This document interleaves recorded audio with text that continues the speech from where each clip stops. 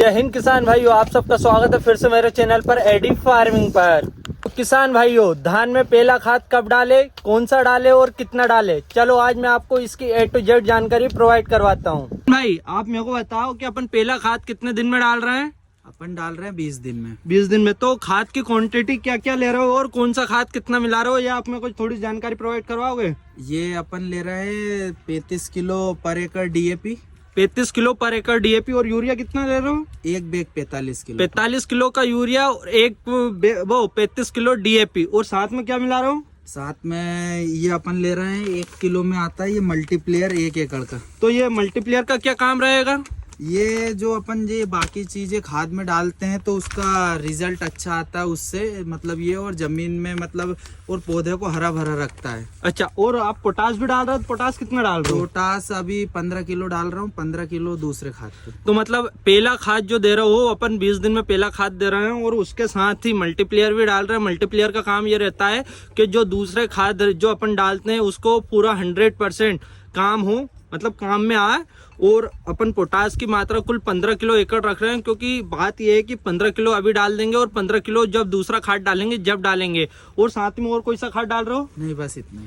चलो तो किसान भाइयों, आप इतना ही खाद डालें, ज्यादा डालने से कोई मतलब नहीं। और जिंक सल्फर पोटास ये अपन दूसरे खाद पे डालते हैं। पहले खाद में बस धान की अच्छे से ग्रोथ हो और अच्छे से कल्ले बनाने लग जाए, इसलिए इतना ही खाद का उपयोग करते हैं अपन। मेरे को बताओ कि लोग दुनिया उन 90% जो है पहले खाद पे जिंक सल्फर मिलाती है, तो आप वो क्यों नहीं मिला रहे हो और आप DAP क्यों मिला रहे हो।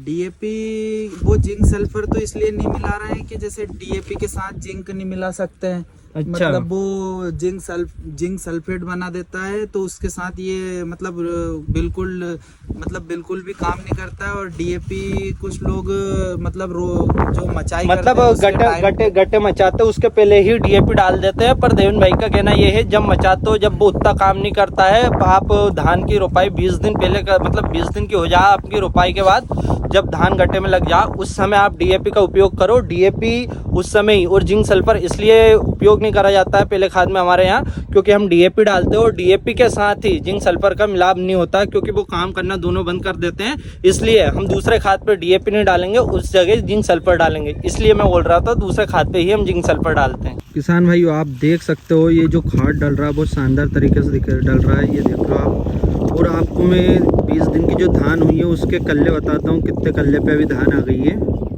और किसान भाइयों, आपको मैं बता दूं, जब 20 दिन की धान हो जाए आपकी, तो आप ज़रूर खाद डालें। और मैं जो खाद बता रहा हूं, आप कभी DAP नहीं मिलाते हैं तो आप जिंक सल्फर ज़रूर मिलाएं, क्योंकि मैं दूसरे खाद पे जिंक सल्फर मिलाऊंगा। इस समय DAP हमने जो पहले जब गट्टे मचाया था उस टाइम पे DAP नहीं डाला था, और उसके बाद अब DAP डाल रहे हैं।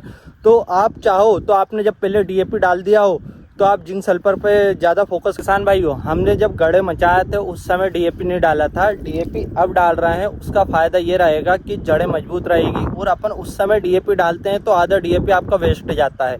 DAP का काम इस समय ही ज़्यादा उपयोग देखा जाता है हमारी नज़रों में तो। और बाकी लोगों का जो कहना है वो पता नहीं क्या है, पर हमने अभी तक DAP गड़े मतलब पहले खाद में ही डाला है। किसान भाइयों, ऐसी ही वीडियो देखने के लिए हमारे चैनल को सब्सक्राइब करें, फॉलो करें, लाइक करें। जय हिंद।